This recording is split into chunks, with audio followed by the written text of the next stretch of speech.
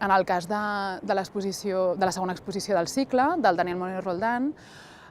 convidar-lo amb ell em semblava interessant perquè és un artista que fa temps que treballa i el seu treball sovint incorpora la qüestió del relat, de crear un relat a partir d'una investigació en la que ell recopila anècdotes, fets, petites històries, construeix algo que finalment té la forma del relat i per tant explora molt aquesta relació entre la realitat i la ficció, sempre esborronant els límits entre un i l'altre. D'altra banda, ell tenia aquest projecte sobre arqueologia en altres mons o en altres universos i portar la recerca arqueològica en el món virtual, per exemple, o pensar la recerca arqueològica que explica no tant el passat, sinó més aviat el futur. Em semblava que podia ser molt interessant perquè d'alguna manera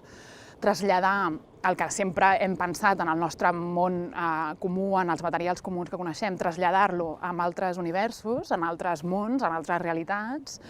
d'alguna manera ens serveix una mica com a mirall i el que fa és obrir molts interrogants, obrir preguntes, obrir un camp d'investigació que una mica reflexa el nostre propi món i el que ens fa és adonar-nos de la manera en com creem coneixement sobre el món en el que vivim. Traslladar-nos a un món diferent, a un món virtual, a un món potser futur, d'alguna manera és projectar tot allò que ja sabem sobre el nostre propi món. I aquest exercici que ell fa en la seva investigació, en la seva recerca per mitjà de la construcció dels relats, em semblava que tenia molt a veure amb el que estàvem proposant i el que ha anat treballant al llarg d'aquesta exposició. Aquesta exposició es titula A través d'un finestral amb un guardapols molt ornat es veu mitja tona de ferralla espacial i es basa en una troballa arqueològica que va tenir lloc en el videojoc Elite Dangerous. Aquest videojoc és un videojoc de ciència-ficció espacial situat en un futur llunyà i que simula a escala 1:1 la Via Làctia. Això vol dir que dins del videojoc hi ha bilions i bilions de planetes i estrelles, tots ells diferents i únics. Si els programadors i creadors del videojoc haguessin intentat fer això de forma convencional, hagués estat una tasca totalment inabarcable. És per això que el videojoc és un videojoc procedural. Això vol dir que en lloc de dissenyar i crear tots els elements de forma única i conscient, el que van fer els programadors és establir unes normes i unes lleis que després el videojoc llegeix i interpreta per crear-ne el seu contingut. Aleshores, és especialment interessant aquesta troballa arqueològica perquè no és tant que els dissenyadors i programadors hagin situat aquestes ruïnes, aquests artefactes arqueològics en aquest lloc de forma conscient, sinó que és el propi joc que seguint aquestes normes i aquestes lleis les ha fet emergir, han aparegut de forma natural. Això també va interessar a diversos grups de recerca arqueològica de diverses universitats dels Estats Units, fins al punt que van organitzar diverses expedicions en aquest jaciment arqueològic.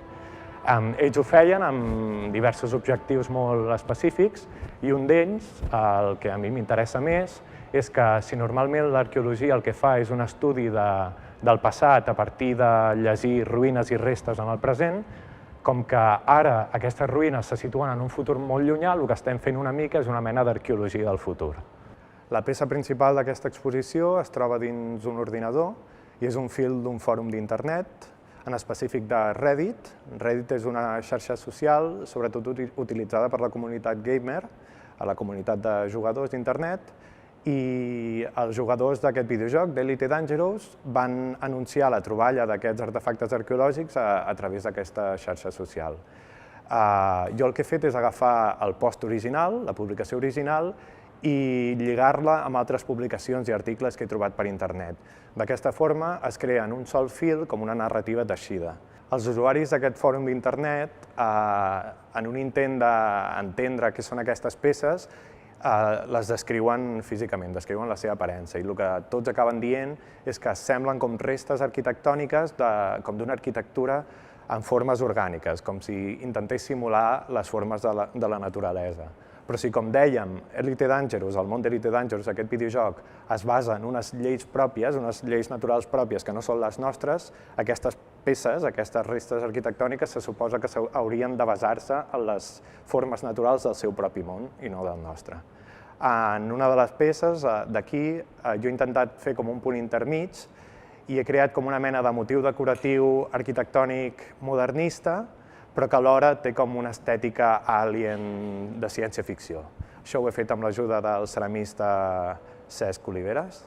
Intenta ser un guardapols. Un guardapols és una d'aquelles peces que es va posar molt de moda al modernisme i que servia per protegir la part de dalt de les finestres, però que era com un motiu decoratiu molt important i, per tant, alhora ens permet pensar sobre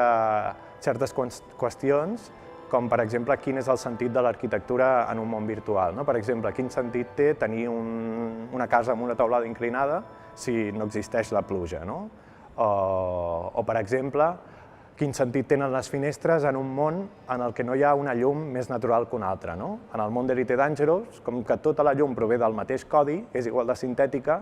no hi ha llum més natural. El sol i la llum d'una bombeta són igual de naturals. És per això que la llum que il·lumina tota aquesta exposició són bombetes que simulen la llum solar. Són bombetes típiques d'aquelles utilitzades normalment per criar animals en captiveri, com rèptils i demés, i cadascuna d'elles